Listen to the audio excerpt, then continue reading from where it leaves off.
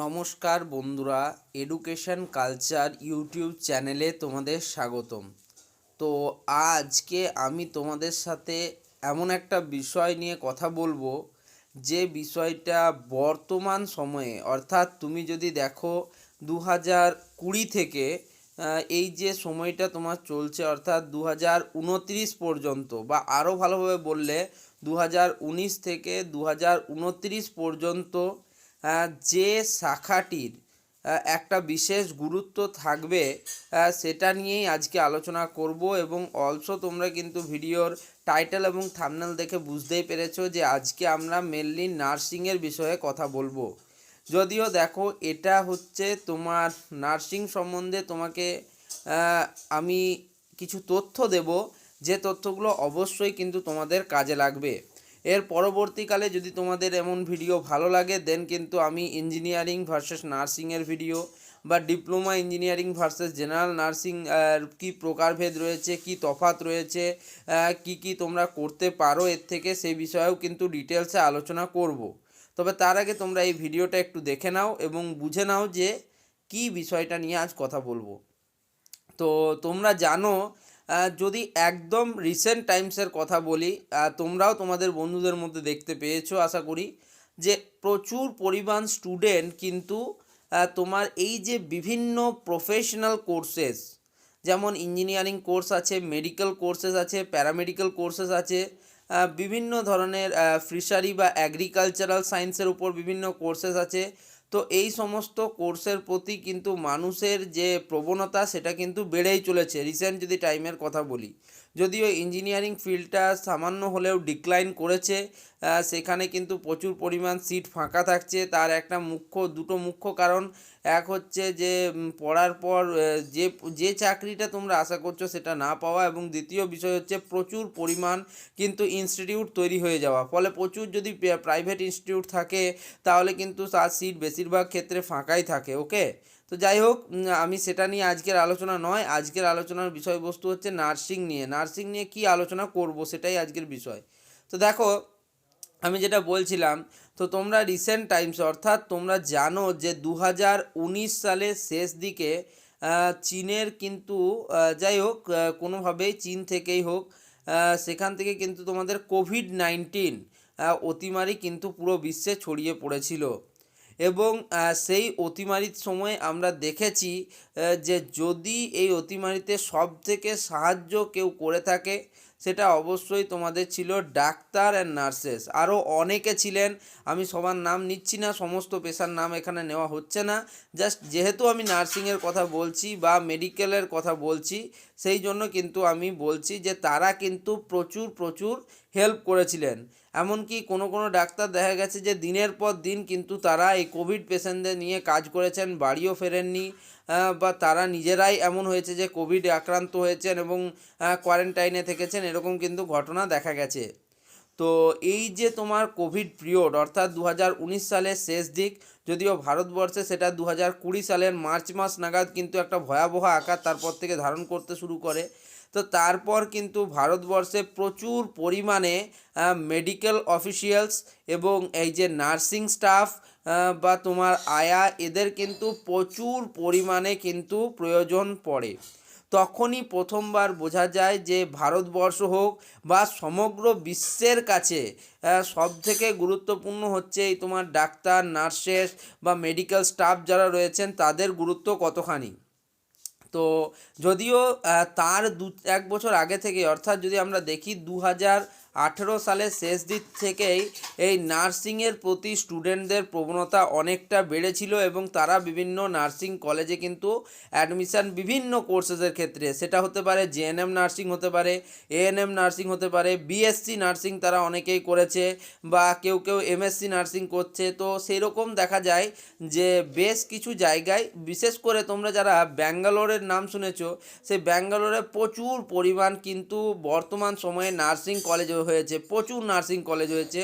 এবং তোমরা যদি বলো পশ্চিমবঙ্গের প্রায় তোমার না হলেও 30-40% স্টুডেন্ট যারা কিন্তু নার্সিংয়ে অ্যাডমিশান নিয়েছে, তারা কিন্তু এখন ব্যাঙ্গালোরেই বিভিন্ন নার্সিং কলেজে কিন্তু তারা প্র্যাকটিস করছে, বা সেখানে তারা নিজেদের এডুকেশন কমপ্লিট করছে। ওকে, তাছাড়া পশ্চিমবাংলায় রয়েছে, সেখানেও কিন্তু হচ্ছে। তো যাই হোক, তো এই নার্সিং কোর্সগুলির চাহিদা বাড়ার অন্যতম প্রধান কারণ আমি বললাম যে দেখো, কোভিড অতিমারি যখন এলো তখনই কিন্তু বোঝা গেল যে ভারতবর্ষ তথা বিশ্বের কাছে এদের গুরুত্ব কতখানি। তো তার জন্য যদি আমরা দেখি যে প্রিভিয়াসলি নার্সিং পড়ার যে ট্রেন্ড, সেটা যখন তোমার প্রায় 2% 3% স্টুডেন্টদের মধ্যে চলছিল, সেটা হঠাৎ করে 7 to 11% পর্যন্ত গেল। এই ডেটাগুলো কিন্তু আমার মন গড়া ডেটা নয়, এটা কিন্তু ইউএস ব্যুরো অফ সায়েন্সেস থেকে কিন্তু এটা প্রকাশ হয়েছে। তোমরা কিন্তু তাদের অফিসিয়াল পেজে গিয়ে দেখেও নিতে পারো। ওকে, তো যাই হোক, সেখান থেকে কিন্তু গ্রোথটা বেশি দেখা গেল, যে প্রচুর পরিমাণ স্টুডেন্ট কিন্তু এই নার্সিংয়ের প্রতি আকৃষ্ট হচ্ছে। এমনকি তোমরা আগে হয়তো জানতে বা তোমাদেরও যেটা ধারণা ছিল যে কিন্তু মেয়েরাই বেশিরভাগ ক্ষেত্রে এই নার্সিং পেশার সাথে যুক্ত হয়, কিন্তু রিসেন্ট টাইমসে দেখা যাচ্ছে যে প্রচুর পরিমাণ মেল স্টুডেন্টসও কিন্তু এই নার্সিং শিক্ষার সাথে সরাসরিভাবে যুক্ত হচ্ছে।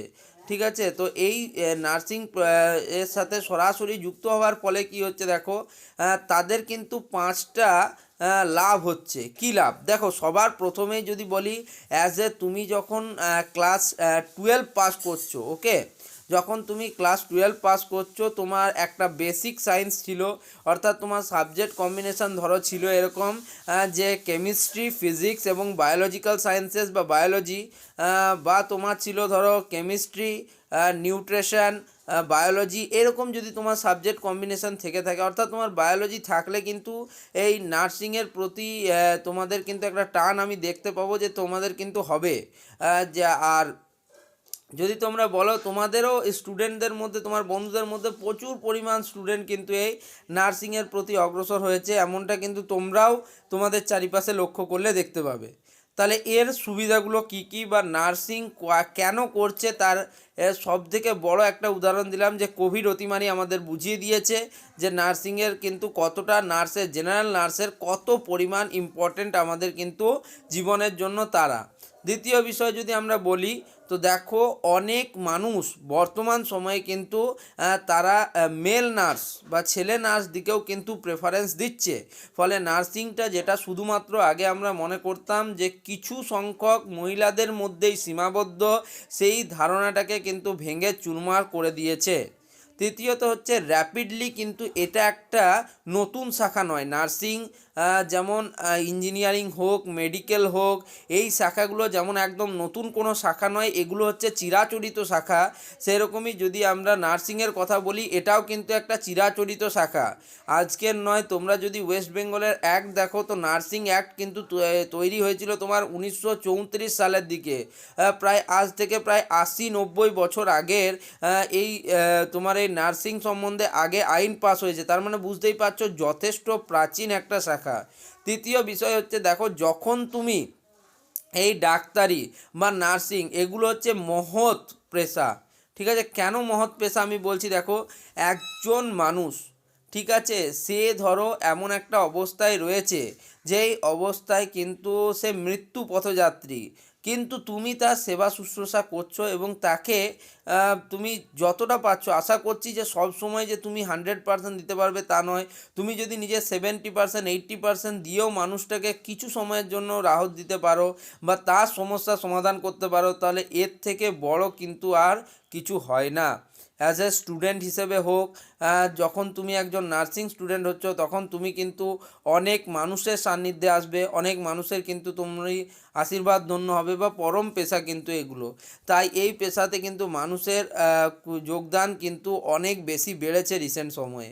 তারপরে আরেকটা কারণ যেটা আমি বলবো, সেটা হচ্ছে দেখো, সব থেকে বড় ব্যাপার হচ্ছে অ্যাজ এ স্টুডেন্ট হিসেবে তুমি যখন ক্লাস 12 পাস করে 3 ইয়ার্স নার্সিং করলে, তারপর তোমার কাছে, যেটা সত্যি কথা, আমি একদম ক্লিয়ার কাট কথা বলছি, কথার মাঝে কিন্তু কোনো গ্যাপ হবে না, সেটা হচ্ছে যে তোমাদের কিন্তু ইনকামের একটা সোর্সের প্রয়োজন। তো যদি রিসেন্ট টাইমসে দেখি, প্রচুর পরিমাণ কিন্তু প্রাইভেট হসপিটাল তৈরি হচ্ছে। তোমরা যদি দেখো, আমি তো দুর্গাপুর অঞ্চলে থাকি, তো এই অঞ্চলে যদি আমি বলি যে প্রাইভেট এবং গভর্নমেন্ট হসপিটালের কথা, তাহলে তোমরা দেখতেই পাচ্ছ যে দুর্গাপুর সাব ডিভিশনাল হসপিটাল যেমন রয়েছে, তারপরেই তোমার Vivekananda hospital, the mission hospital, ESI hospital, health world hospital, IQ city hospital, Sanaka educational trust hospital, প্রচুর পরিমাণ কিন্তু প্রভাবতী নার্সিং হসপিটাল, প্রচুর পরিমাণ কিন্তু এখানে হসপিটাল এবং প্রাইভেট যে চিকিৎসা স্বাস্থ্যকেন্দ্র যেগুলোকে আমরা বলি গড়ে উঠেছে। ফলে সেখানে প্রচুর পরিমাণ নার্সিংয়ের কিন্তু স্টুডেন্টের প্রয়োজন পড়ছে। জানো তোমরা যে একজনই ডাক্তার ধরো আছে বা দুজন ডাক্তার আছে, বাট সেখানে কিন্তু তোমার 5 to 6 নার্সেসের প্রয়োজন হয়। ফলে সেদিক থেকে দেখতে গেলে তোমাদের এই পেশায় যুক্ত হওয়ার পর তোমাদের চাকরির জন্য যে প্রচণ্ড কিছু অসুবিধার সম্মুখীন হতে হবে তেমনটা কিন্তু নয়।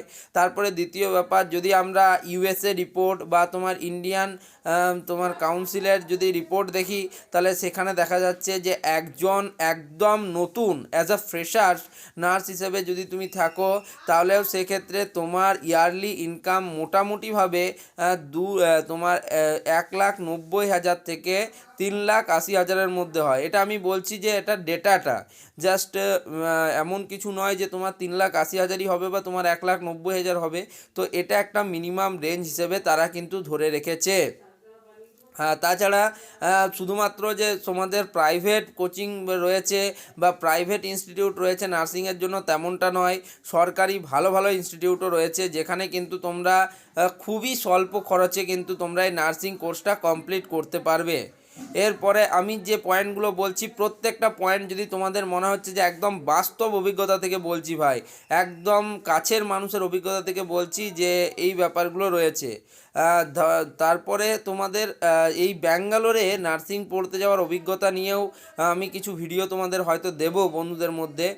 সেখানে যেমন তোমরা আলোর দিকটা পাবে, সেরকম তোমরা জানো যে সেখানেও অন্ধকার রয়েছে, একটা অন্ধকার জগৎ কিন্তু রয়েছে প্রত্যেক ইন্ডাস্ট্রিতেই। সেটা এমনটা ভেবো না যে তুমি ডিপ্লোমা ইঞ্জিনিয়ারিং স্টুডেন্ট বা ইঞ্জিনিয়ার হবে, তোমার সেই অন্ধকার জীবনটা তোমাকে ফেস করতে হবে না, সেটাও ফেস করতে হবে। ওকে, কিন্তু সেই সব নিয়ে যথেষ্ট কথা কিন্তু মানুষ বলে না, বা তোমাদের সরাসরি এই ইউটিউব বা তোমাদের সোশ্যাল মিডিয়া প্ল্যাটফর্মেও কিন্তু বলে না। বাট আমার কাজ হচ্ছে যে বেসিক যেটা ঘটছে সেটা কিন্তু তুলে ধরা। যেমন এই নার্সিংয়ের ক্ষেত্রটাই আমি বললাম যে আমি নিজের চোখে দেখছি যে বর্তমান সময়ে একটা নার্সিং ইন্ডাস্ট্রিতে কিন্তু একটা বিশাল বড় বুম আসছে, যার ফলে আমি তোমাদের তো বলছি যে 2019 থেকে 2029-এর মধ্যে প্রচুর প্রচুর স্টুডেন্ট কিন্তু এই নার্সিংকে একটা পেশা হিসেবে বেছে নেবে। বাট নার্সিং একটা বেস্ট পেশা এবং তোমার লাইফ সিকিউর পেশা, একটা মহৎ কর্ম, সব মানছি। বাট তোমাদেরকে আমি একটা জিনিস বলবো, দেখো তুমি যখন যে কোনো কোর্স ওটা হোক, হয় ডিপ্লোমা কোর্সেস হতে পারে বা তোমার মেডিকেল কোর্সেস হতে পারে, যে কোনো কোর্সের ক্ষেত্রে একটা নিজস্ব প্যারামিটার থাকে। তুমি একটা নিজস্ব প্যারামিটারে নিজেকে সেট করবে, একটা স্কিল সেট তৈরি করবে।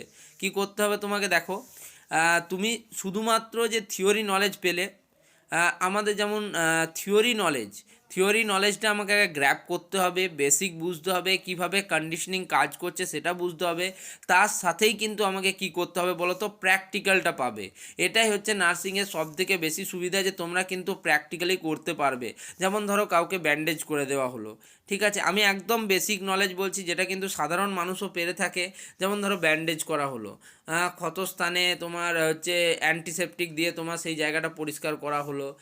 নেক্সট তার পরবর্তীকালে কি করা হলো, তোমাকে এই ব্যান্ডেজ নেওয়া হলো, তারপরে সেটাকে কেমনভাবে রোল করা হলো, কি করা হলো, এরকম থাকতে পারে। একদম আমি বেসিকের কথা বলছি। আমি জানি যে নার্সিং আরও প্রচুর প্রচুর প্রচুর জিনিস আছে, বাট আমি একদম বেসিক বলছি। তো তোমাদের কিন্তু কিছু জিনিস বাড়ি থেকেই শিখতে হবে।